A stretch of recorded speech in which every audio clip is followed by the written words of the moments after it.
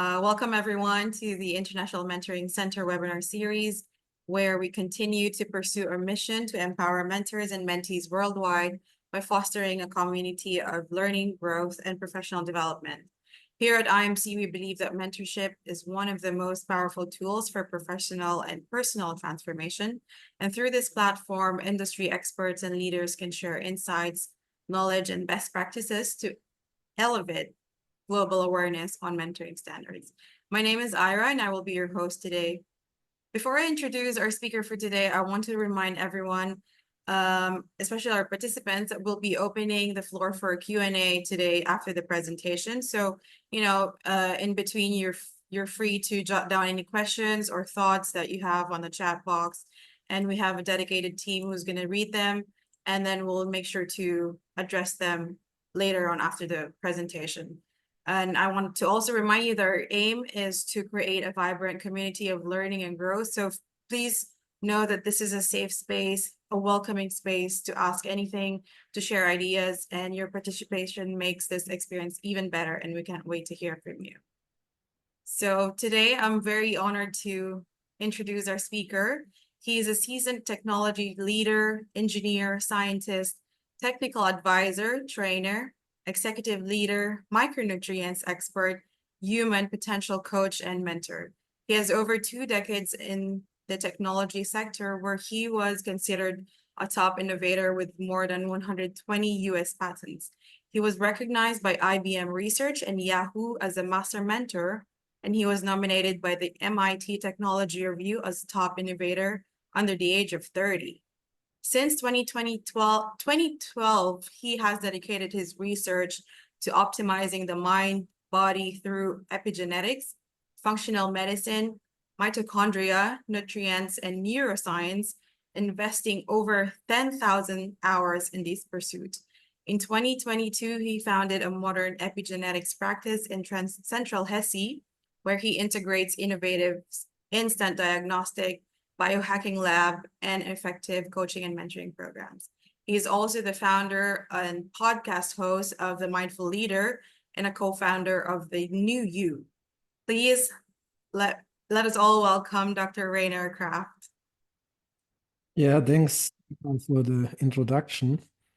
And yeah, Central Hesse, for the who may not have heard that, it's Germany, it's close to Frankfurt, so relatively central within Germany. I spent most of my time in California, but a few years ago also moved to Berlin, and now I'm here. It's actually countryside. We have a little bit of sunshine outside today, so it was a nice day, and looking forward now to talking a little bit about this topic of really how to get the most out of your mind and body. So that's what we're here today, and I encourage you to note your questions. We'll hope I can get through the talk relatively quickly, so we have a lot of time still at our disposal for the question session. And I think to get the most out of the session, just be open, be curious, be here.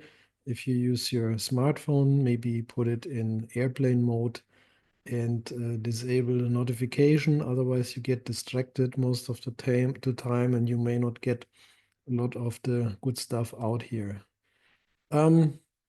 Short medical disclaimer, the information is just provided for informational purposes. And if anything comes up, always consult a medical professional, healthcare provider first. I need to state this since we're talking about some topics, they go in this direction. And so that is an important piece to consider. Well, what motivated me is that in leadership positions, but also as an entrepreneur, as a founder, at the end of the day, the amount of pressure can become overwhelming. It is just a fast-paced world. A lot of stuff needs to get done.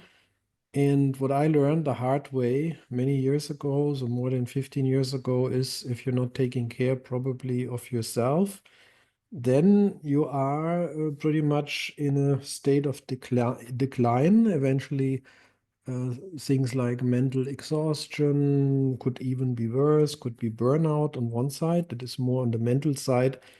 But a lot of the chronic diseases that we're seeing today more and more, they all come from the same thing, right? It's not taking care of your body and figuring out how to do that in a smart way so that you can get all this work still done and can thrive in your position.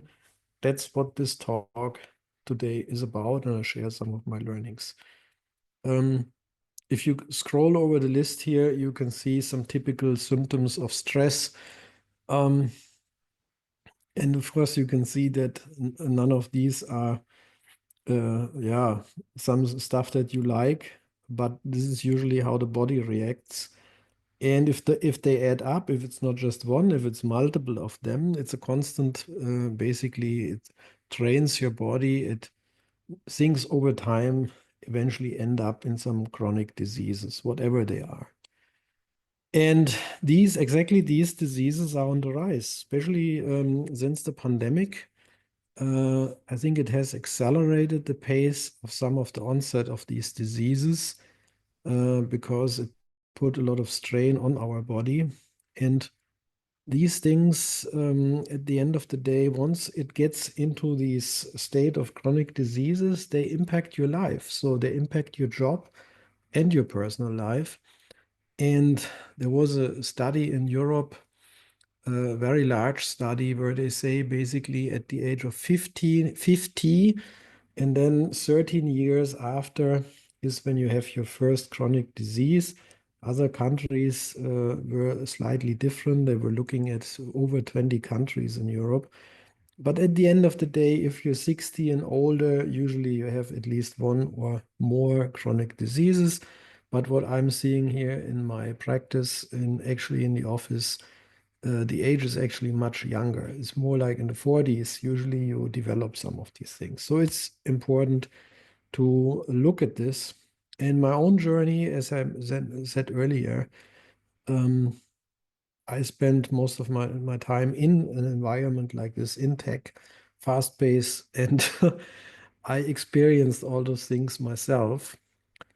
But I learned also in the past 10, 15 years what you can do to basically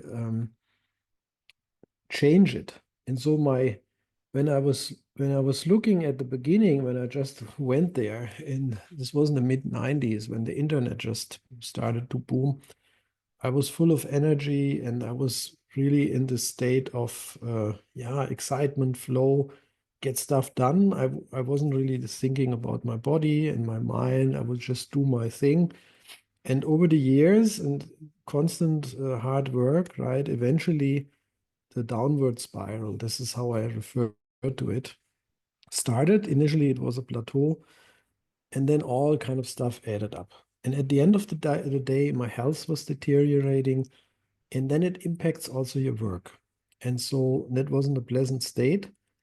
And at that point, I had no clue what to do. So I started a simple meditation class at my former employer, Yahoo. And that introduced me to some mindfulness. I had no idea what all that was about, but I was just open at that point and said, okay, it can't get any worse. Let's see what it can do. And that was the actually turnaround. But as a scientist, I never really fully understood how do I really know it's working? How do I know it can actually move things forward? And that's when I started experimenting with the mind and with the body.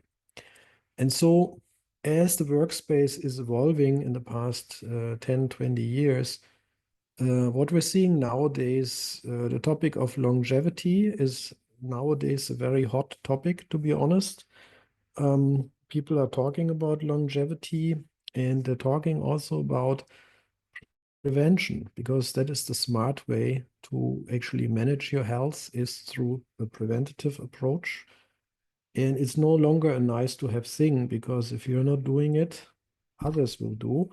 And then at the end, it leads to competitive advantage, because those who take proper care of their body, they have more energy, they have more, yeah, everything runs at a higher performance level. And if it runs at a higher performance level, it's clear there are these competitive advantages. But it's not just work, it's overall well-being, quality of life, and so on. And so that's why this is a change now happening, that more and more people go into this preventative mode, in this proactive mode. You see it, the whole movement of biohacking, I'll talk about that a little bit later, is emerging and growing in Europe and all over the world. It's all about self-optimization. And so there's many people really deep into this. But at the end of the day, it's all about, yeah, living healthier. My strategy, what I did was I realized mind and body are connected. So becoming more aware through mindfulness, I use the terminology measurable mindfulness to actually keep track of what's happening there. Is the foundation to become more aware. If you become more aware, then you can actually start training your mind, your mindset. And I talk about this as, or refer to it as mind management. And then once the software of your mind, as a computer scientist, I like this software analogy a lot. If your software of the mind runs smoother, then you can actually take care of your body. And then if the body, through the science of epigenetics, through an agile approach, through biohacking, if your body gets in better shape, then you can go back in this circle here, become more aware, train the mind, and so on. That strategy is something I tried out myself. It works, and it works exactly in this order, right? So if you just try to focus on the body, you won't be successful the other way around. If you just focus on awareness, you still may be sick, and then you can meditate as much as you want. If, let's say, your body is not in good shape, and it's also not helping. So you need everything, and you need to take care of in this cycle, basically. So let's dig into this, because the talk was about improving resilience, well-being, mental performance through epigenetics and biohacking. This is what I want to focus about. So it's the right side here, less on the mindset, that it could be a completely separate talk. And what I'm motivating for here is to really take charge of your own biology. And you may already have started in that process. Some of you may have already realized that that is an important area. The body needs to work, needs to function. But how can you really do it in terms of how to get started? What are the right things to do? And so what I'm talking about in the next slides and in general, give you a sense of how I did it and in terms of things that worked well for me, so that you get a sense of my approach and then take out ideas very concrete that can help you there as well.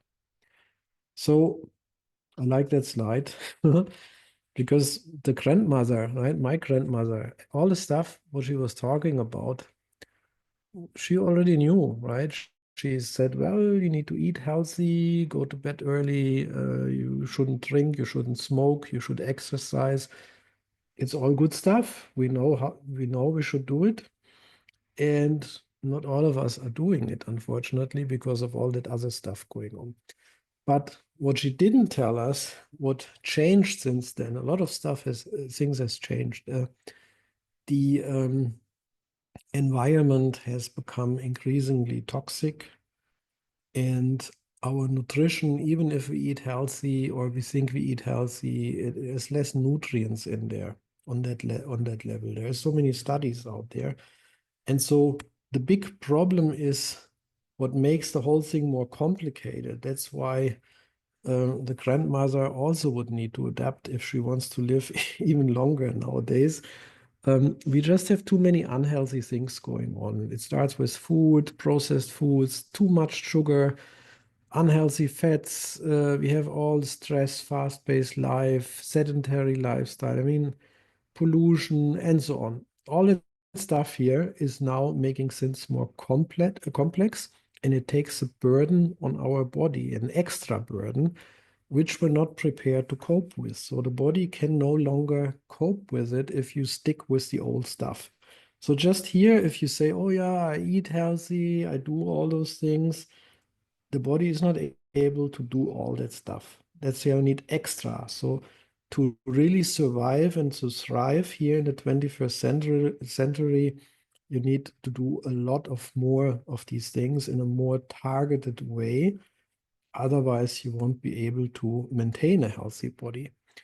And epigenetics is something I discovered about 8 years ago when I went to see a functional medicine practitioner, medical doctor in Berlin. And he was looking at some of my genes. So this was the first time someone looked at my DNA. I was pleasantly surprised. And I immediately understood why he was doing that. Of course, he shared some details and he then explained me that some of my detoxifications are not working properly. And I so looked at it and said, oh yeah, that makes sense. As a computer scientist, looking at systems and working systems or not working, it was intuitively clear that looking at the genes is important if you want to do something positive on your body. And then the science of epigenetics basically tells you that the majority of impact is not what you have in your static gene material. Your DNA blueprint is always the same, but the software actually which runs on top of your genes, that is called the epigenetic layer. And that epigenetics is really the software that drives your body, and it can work in a positive way and it can work in a negative way, in both ways. And it is always running 24 hours. If you, whatever you think about it or whatever you do or don't do, it doesn't matter. It works as is, right? And it can be work for you. You can make it work for you if you know what you're doing in a positive way. And if not, other stuff is happening, right? And so 70% indeed, or even more, are then depending on that software, which separate components is lifestyle, nutrition, environment, obviously. And that's how you influence the software. And that's, immediately liked epigenetics because it made clear the point you are not your genes. It is a software, and software can be hacked, so you can make it better. And so that's why I started exploring this subject in more depth. I did a lot of education. I went to several webinars, worked with experts. I got dug deep into all of these things, functional medicine, you name it. At that point, this guy you may know, he started this whole idea of biohacking movement, Dave Asprey. He wrote a lot of books about the topic. So he has a lot of knowledge that he absorbed over the years, and he is making that knowledge available in some of his books. Um, the His motivation was really, he was also in a bad state of health. He wanted to get back to normal at that point. So usually that's happening when people are already in a state that is not optimal anymore. Then you get motivated to do something. And he talks about biohacking as this, what it is, this agile process of optimizing yourself. And there's different aspects here of biohacking. There's a QR code here. I did a podcast episode on this topic here with Timo Arina. He is a recognized leading biohacker here in Europe. There's all different aspects of nutrition, exercise, sleep, anti-aging, and so on. And we're talking about this, so you can check out this QR code if you're curious to dive deeper here. And at the end of the day, it's an intersection of art and science. You're the sculpture, you're the project. So you can figure out how do you want to start on the biohacking side? What kind of aspects are currently most important? There's no right or wrong. It's all preference. And that's what I like about it, that you can pretty much work on it in a very artsy way, but also in a very science-driven way. Everything can and should be based on clear numbers and clear data. And so, why should you care by now? I mean, this is the subject of the talk.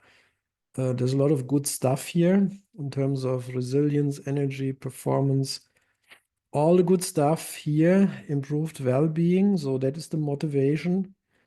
And also to improve your health span, right? So you can see here the typical, this is also in the podcast with Timo here. You can see that with some medical treatment, but with poor food choices, with the default way of living, the so-called healthy way of living, what people believe to be healthy, you end up maybe at, I don't know, 80 years of health span, and that's it. But if you want to push this to the right, this is what you can do with a process called biohacking. But the science behind it is the science of epigenetics, the science of functional medicine, the neurosciences, and so on. There's a lot of different fields of science that help you to push this health span to the right. And that's why it's also a very complex topic, right?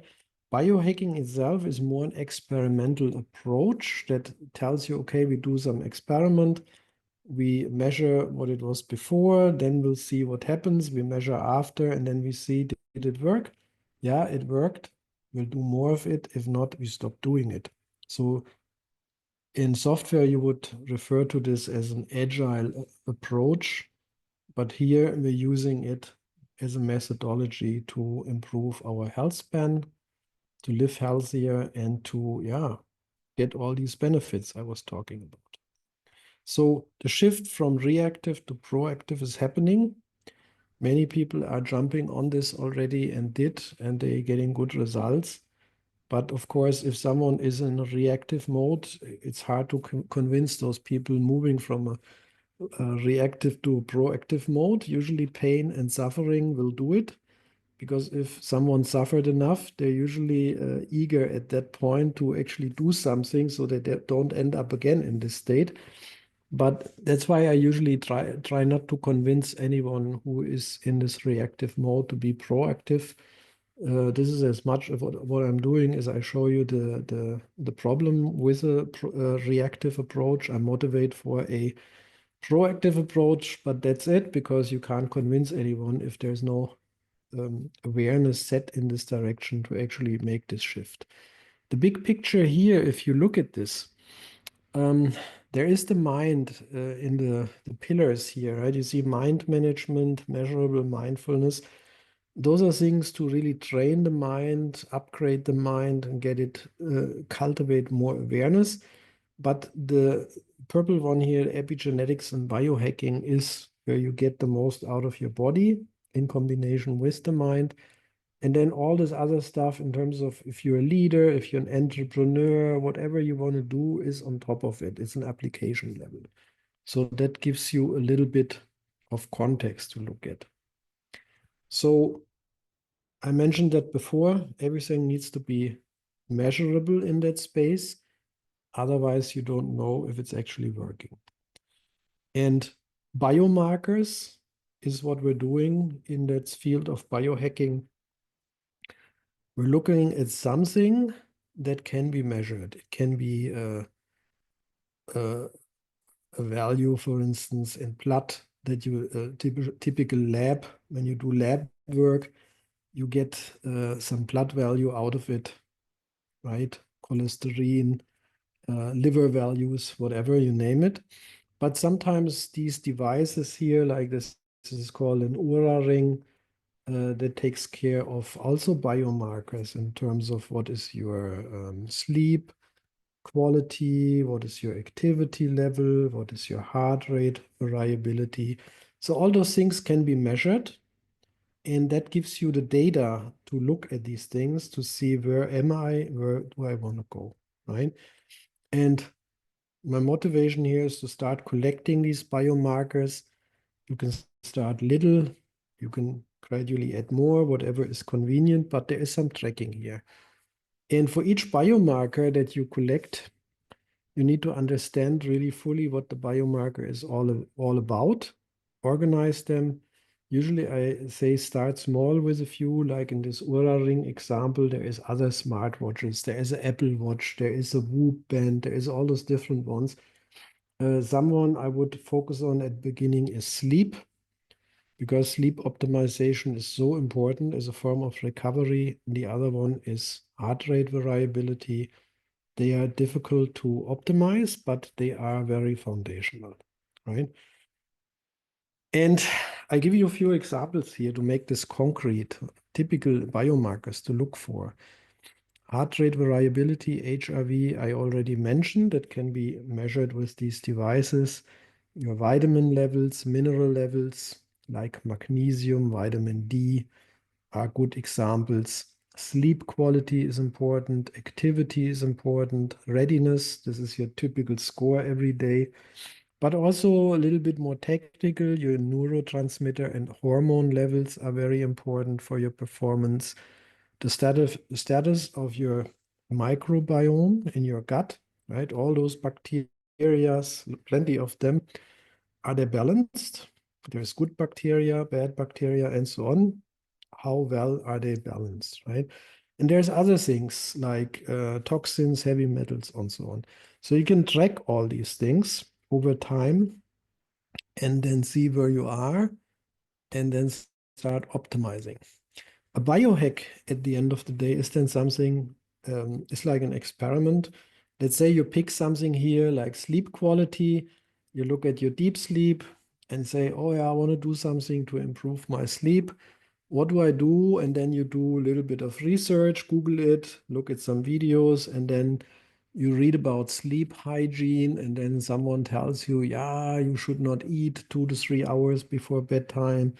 You should use blackout curtains, make sure everything is dark, no electronics in the bedroom. And there's a long list of all that stuff. You try some of these out, you measure your sleep quality before and after, and then you see whether it works and what the feedback is, right? That is a biohack. And important that you base it on the latest science and evidence. For instance, PubMed is the largest medical database in the world. And if I, for instance, want to optimize vitamin D levels, I need to know what is a good range for vitamin D as an example. What are the other effects for vitamin D? What are dependencies? What are good supplements for it? There's tons of question when it comes to this, and there is science. The latest science is actually pretty good in terms of there's so much data nowadays available on all these topics. That's why we're not in lack of science here, but the problem is people have to read all that stuff, right? And even here, if you look for vitamin D supplementation, you find about 14,000 articles, right? So the science is there, it's available, but usually most doctors don't have the time to read it. And that's why usually their knowledge is quite outdated, to be honest. But some doctors, they're eager to upgrade their knowledge and they are interested in these topics. And so these are usually applying functional medicine approach, and they are quite good in terms of knowing what's the latest on, let's say, vitamin D as an example. But it has to be based on science. It should not be based on some opinion, right? People have opinion about vitamin D. Let's not go there. Let's look at the facts. I think that's the important part here.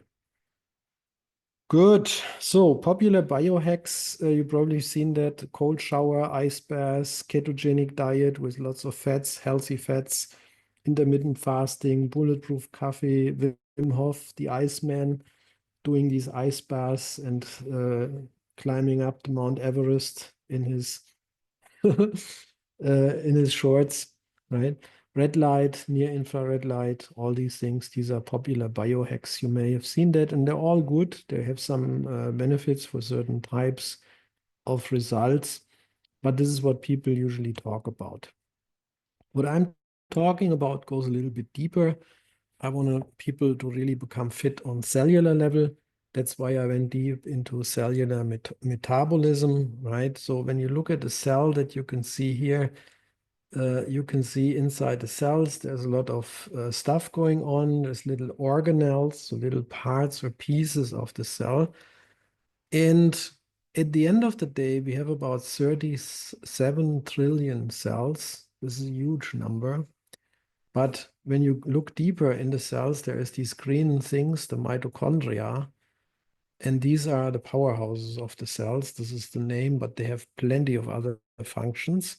And these mitochondria, they estimated about 100,000 trillion of them. So think about that.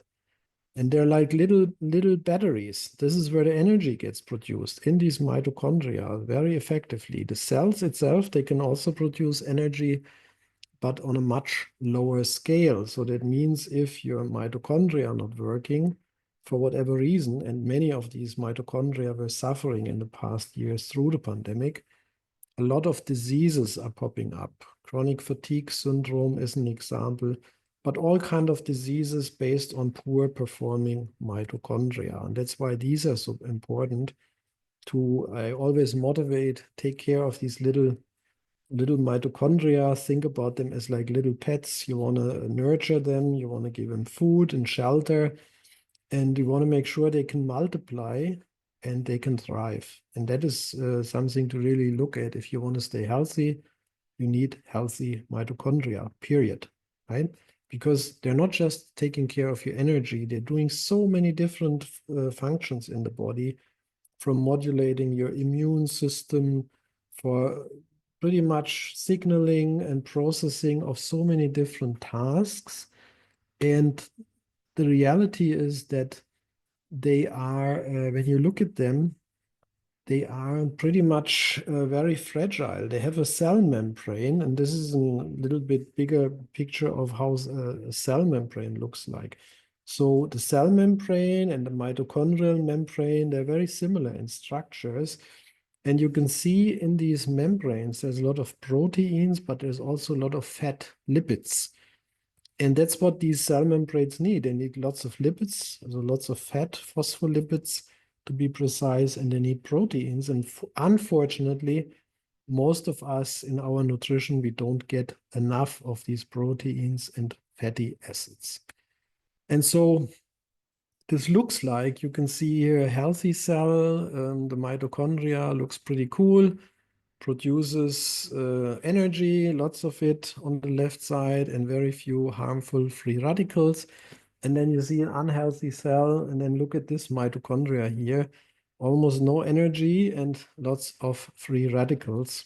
And that obviously leads to inflammation. That's how it looks like on cellular level. So optimizing quality, quantity, this is how you can get better. Here's a few aspects of biohacking. I talked about some of these already before: nutrition, sleep, hormones, and so on, micronutrients. And micronutrients at the end is how you can make changes, or really bigger changes, to support all the gaps that you get with regular nutrition. So people, when they tell you you can eat regular diet and pretty much get everything taken care of with the diet, is not working. The data tells us otherwise, because what you're seeing here, this is most of these things in food, like broccoli, sprouts, potatoes, spinach. There's a massive decline in micronutrients in the past 20, 30 years. It's getting worse. Sometimes less than 60, 70% of nutrients in there compared to these older times. And that's why you can't get it done with food alone. You need supplements to support it, but very targeted based on measurements. Vitamin D is another one which I shortly want to highlight here, because it's so critical. It basically is involved in more than 3,000 metabolic processes. And when you look at vitamin D levels in the population, there's so many studies out there, like 2/3 are deficient, and some of them have really big deficiencies. And then, of course, the body can't perform as this is not working, right? COVID was a good example where they did studies where they showed with sufficient vitamin D, this makes a big difference. This is an older study, it was a smaller one, but it's clear why this is the case. Without going into too many details, vitamin D is so important for the modulation of the immune system and the mitochondria as well. So if you have poor performing mitochondria and you have low vitamin D levels, guess what happens, right? Then you're in trouble because the immune system is not performing well. And if it's not performing well, all kind of stuff can happen. So thinking of the body as a system, this is the important piece. There is many different systems in the body, and system thinking means what can you do to make this system work, perform better? Here's an example for neurotransmitters, methylation. I don't want to go too deep now in cell metabolism. I just want to show you that these things, this is real science behind it, right? There is biochemistry is the basis for all of that stuff. So there's no magic here going on. It's just input, output, circles, right? These are systems. And if some of these cofactors are not there, then, and cofactors, usually I'm talking about minerals as an example, magnesium, I mentioned before. If these things are not there, these processes, they cannot work really smoothly. And so the functional approach to this is that you pretty much, this is a way to sum it up, right? You think you need to master your nutrition, optimize it.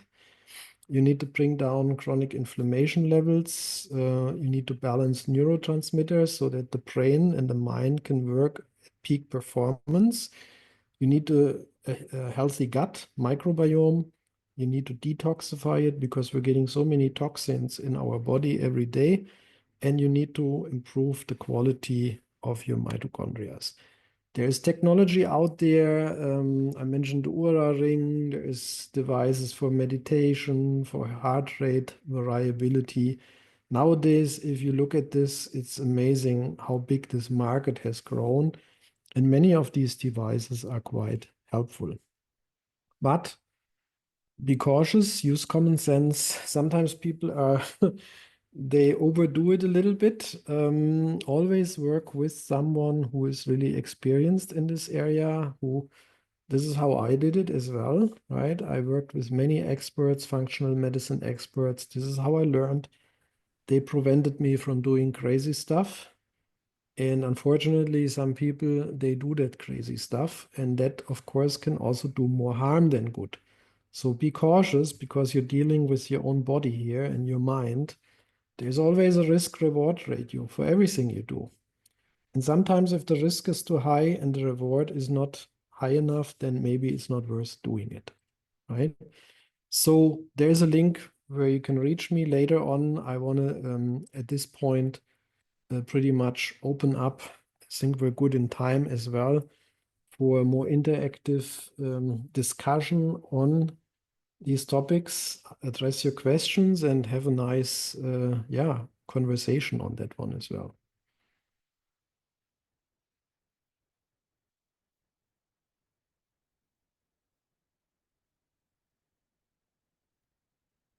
Thank you, Reiner, for that presentation. It's really interesting to hear that perspective, how your mind works and how it affects your overall well-being and your performance. So I would like to open the floor and give the participants a chance to ask questions. I mean, it's not every day that you get to talk to a scientist. You might as well, so take the opportunity to ask Dr. Rainier if there's anything that you would like to know about the topic today. Feel free to unmute your microphones, or you can put some questions in the chat and we'll make sure to address them.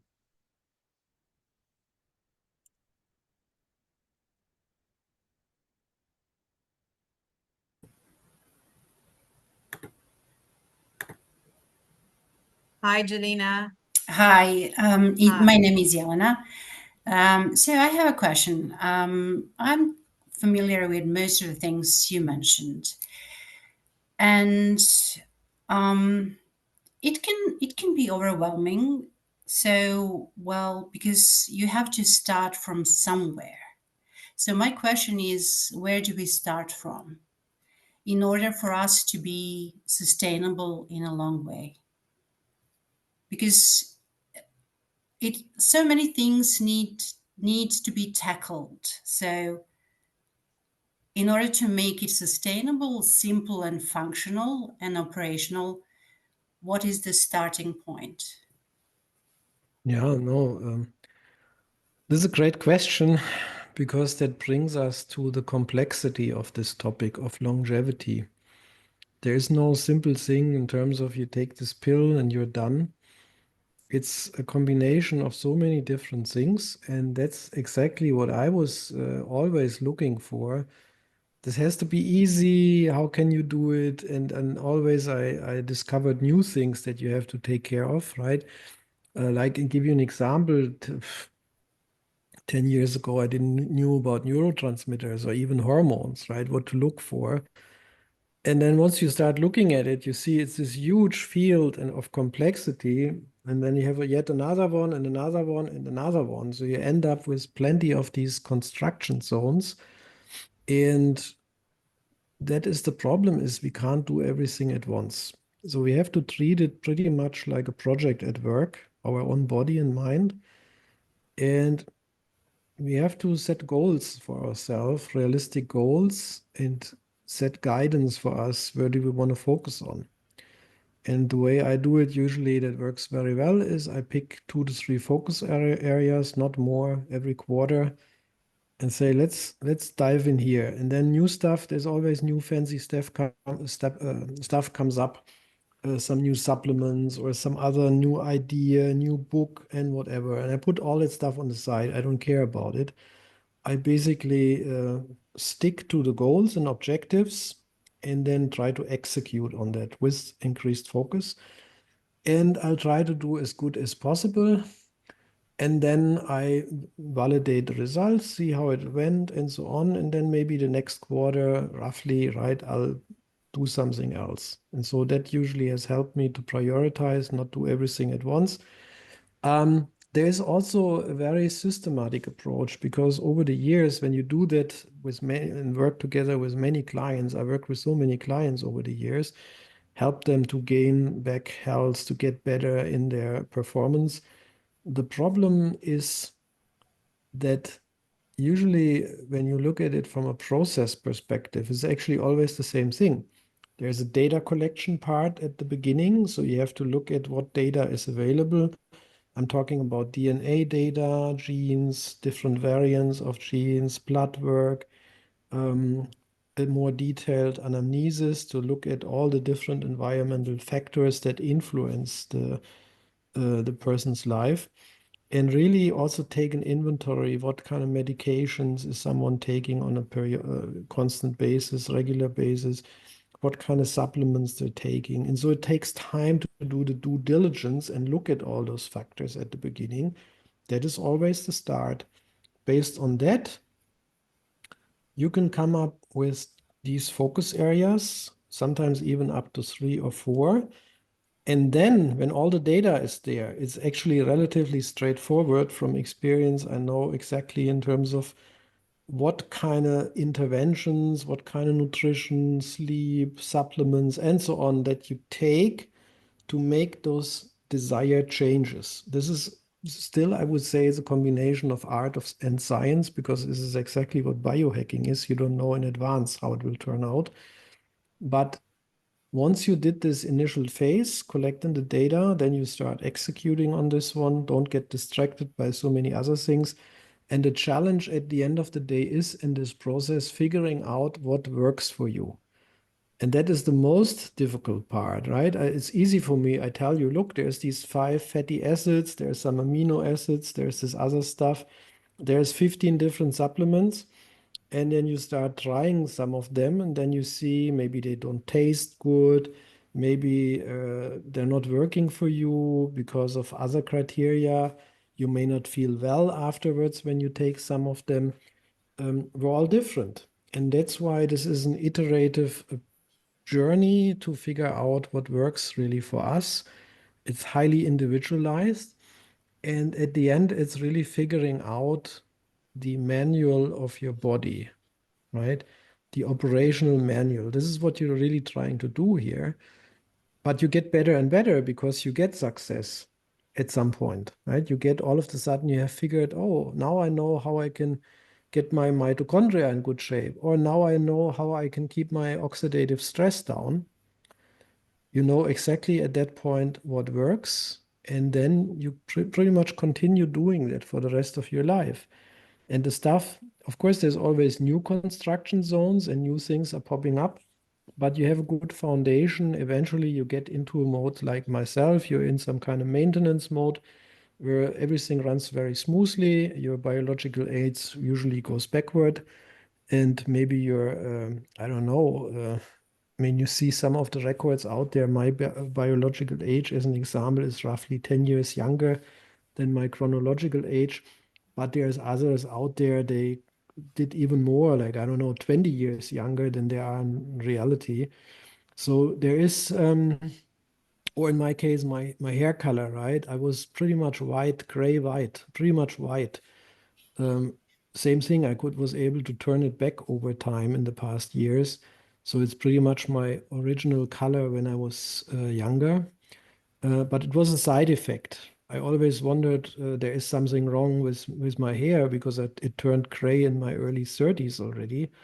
And by the time I was 40 something, it was pretty much white, like an old man, right? And I felt that can't be right. But it took me then time to figure it out. I used actually my gray hair as a biomarker because it was clear that oxidative stress in that case was the culprit. I have to figure out how can I manage my oxidative stress better. But it turns out based on my genes, there's certain genes that are responsible for oxidative stress. And if they're not working the way they should be, then these stress levels are higher and eventually you get your gray hair, right? So supporting those genes with a protocol of nutrients, with exercise, with all kind of different interventions, eventually you can get a lot of stuff done, not maybe 100%, but you're getting it into a state where I use now my hair as a biomarker. So when I see it turns back more grayish, then I know exactly oxidative stress again too high. So I need to take more antioxidants as an example, right? Or I need more minerals and nutrients because the hair need that for producing the color, right? And so that's an example on the complexity here and on the whole area of how to proceed. Nowadays, I started actually, I still think it's very complex. Of course, I work with my clients and help them to make it easy. But I decided a few months ago to found a tech startup since my specialty is AI, deep learning, tech, algorithms. I think algorithms eventually can do this much better than myself. And so that's what I'm doing now is creating a platform for doing exactly this type of complexity, make it simpler for someone who's using that. And that's what I'm excited to work on currently. But until we have that in place, I basically do it in manual work with the client together, helping them and yeah, trying to make it as easy as possible. But it will remain still complex. Okay, thank you. So it's basically a project management task Yeah, I in a think way. that's good. That's a good way to frame it. And I had a client actually, he was a project manager at work. So he was, I mean, he was so successful. So he had all these health problems.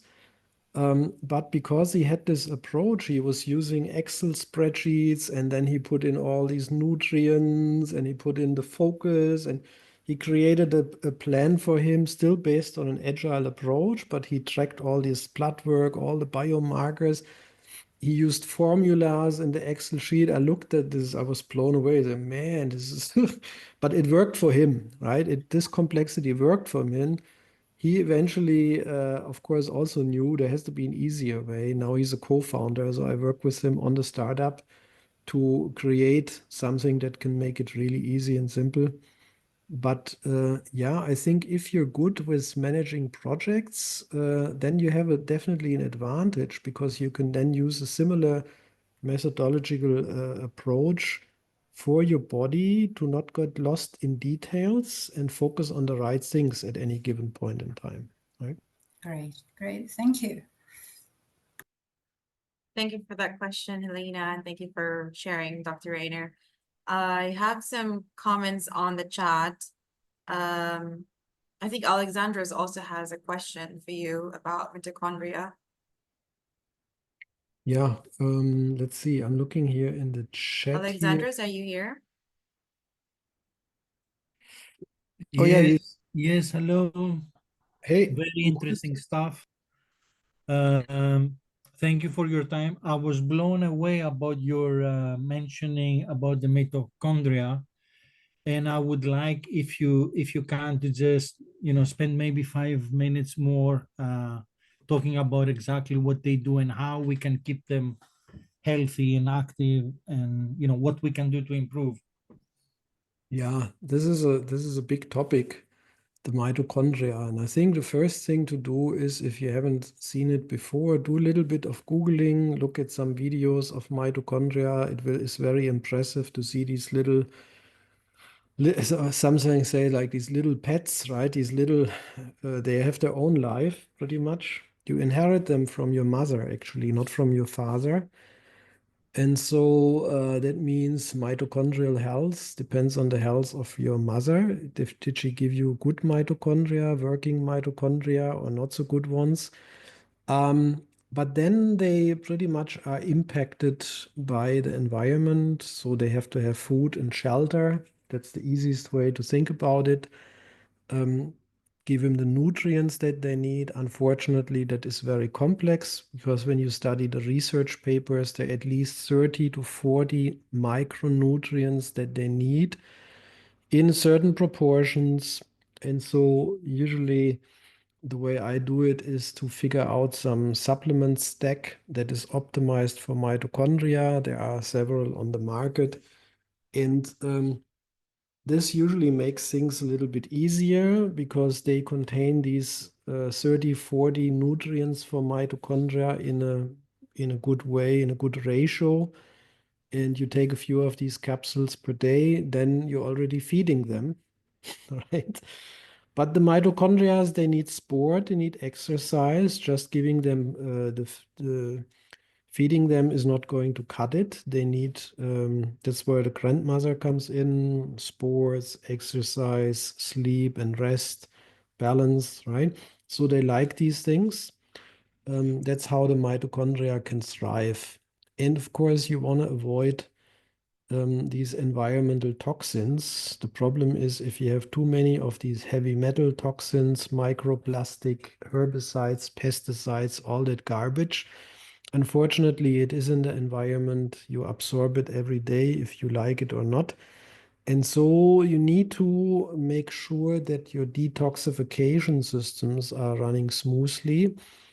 But the problem there is it could be that based on your genetics, the detoxification process is working suboptimal. And those people usually they get into problems with the mitochondria earlier because at some point, if there's too many toxins in the body, they stop functioning well. And in the moment when the percentage of mitochondria in a cell, usually a cell can have many hundred mitochondria, a few thousand, even more, depends on what type of cell it is. And if 50% of those mitochondria are basically damaged and are not working properly, then you have already severe constraints on your energy level and overall health. And if it goes below 50% to 40%, at some point there is a critical point reached when it's not just enough, and then that cell is not really functioning properly anymore. It can't produce the energy it needs effectively. And if you have many of these cells, obviously, this is when the problem starts, right? This is when diseases come up, all kind of diseases, chronic diseases that sometimes the doctor, they have no clue what really the cause is, and then they give it some psychosomatic type of diagnosis that it's, oh yeah, no, but there is no concrete disease that they can pinpoint it. But if it's a doctor who knows about mitochondria, usually they can figure that out. There's blood work that you can do to test that. obviously, this is a whole complex topic. There is, you need people who are, or doctors who are actually, or practitioners who specialize on mitochondrial health. They know what to look for. And going back, it's clear toxins need to get out of the system. So my earlier point, figuring out how you can support the body to detoxify is an important part. Get rid of these toxins. This way, mitochondria can recover. And then there is interventions based on obviously sport I mentioned earlier, but also on intermittent hypoxia, hyperoxy training, IHHT. This is a very popular and very powerful one where you can train mitochondria, hyperbaric oxygen chamber, HBOT is a way to train mitochondria. But those type of things usually you do once your mitochondria have everything they need, that they have substance, that they have everything in terms of to be able then to regenerate, right? If I see people sometimes they read about, oh yeah, I do some HBOT or some hyperoxy training. I read that biohackers are doing it, and then they do it, but the body is not ready yet. Because the mitochondria don't have the food to actually then replicate themselves and build up from scratch. And so these people, they're even more sick afterwards. So you have to know what you're doing. That's why I'm always said you need to work with experts here who can tell you whether this is now a smart thing to do or not, right? But a typical therapy is you feed them, you shelter them, you make sure there is no toxins and stuff that could disturb them. And then you push them a little bit over time so that they can replicate themselves, clean up after themselves, reorganize, recycle, and thrive, right? That is a summary I used now in a few minutes. I hope it is helpful. Perfect. Thank you so much. Thank you, Alexandros. Thank you, Dr. Reiner. We have a comment from Reinu earlier. She said, very interesting session, but she needed to dial out. And then she said, thanks for this overview of a fascinating subject. We would love to delve deeper and understand how to apply it effectively. We'll have a look at the other links suggested by you. Thank you so much, Reinu. She already left the session. She had another meeting. But we have another question here, Dr. Reiner, if you can. When mentoring a client in a mentorship, how do you as a mentor help them or stop them from being overwhelmed in the journey? Yeah, that is the delicate balance. Because these topics, they are complex, and it's basically the art of figuring out how much to start with. I've seen clients, they can you give them just a few things so they're not overwhelmed and they can manage that, and then over time the complexity can be increased. There's others, they want everything at once and they can handle it. So we're all different, and so it's really figuring out what the preferences are, what kind of experience they already have on the topic. Sometimes they're already more experienced, they can move faster. Sometimes they're more organized, they can do more complex things at once. And that is really the art here that makes successful mentoring, is to figure that out, this to calibrate this, right? Complexity versus keeping things a little bit more simpler. But it is a very complex process, right? You can see alone when we just start on talking about mitochondria, my goodness, that is just one aspect, right? Yeah. Yeah. That really is an interesting subject, and I think we need more than an hour to just talk about that. So, but for now, we would like to thank you, Dr. Rainier. That wraps up our session for today. I appreciate everyone's participation and your thoughtful questions. And special thanks to you, Dr. Rainier, for sharing your invaluable insights and expertise. Your approach to optimizing well-being through epigenetics and neuroscience has opened up a new pathway for enhancing our leadership skills. Anything that you would like to add as a closing, Dr. Rainier? Well, I think first, thanks of all for having me here. I think I hope there were a few ideas that you could take out of this. My guidance here would be become proactive if you're not already are. I think probably most of us here are already on a proactive route, otherwise they wouldn't watch this webinar. But if you do that, start small, so because you don't want to get overwhelmed, take the opportunity to really learn while you're doing this. Don't get stressed about it, step by step. There's usually not too much you can do wrong if you're doing it not too fast and if you're working with experts. And enjoy the ride, because it's a process. It's never done, but the potential gains that you get while you're doing it, they can be significant. And living in a healthy way, growing older in a healthy manner, that is quite valuable, I think, worthwhile. Thank you, Dr. Reiner. If you Good. are an individual seeking mentoring credentials, or if you are a training provider seeking accreditations, please feel free to visit our website to know more. Our team has shared some of the links on the chat. Feel free to follow us on Instagram, LinkedIn, Facebook, and Twitter. And also you can follow Dr. Reiner on his social accounts, also on his website. You can book a call with him if you're looking for a mentor such as Dr. Reiner. And thank you all, our participants, for joining us today. We hope you found this session very insightful and inspiring, and it fuels your commitment to fostering meaningful relationships with your mentees. And join us for upcoming webinars in the future as we continue to explore, connect, and empower each other. Thank you so much, everyone. Have a great day ahead. Have a good one. Thanks. Yeah. Thanks, Dr. Rainier. Thank you.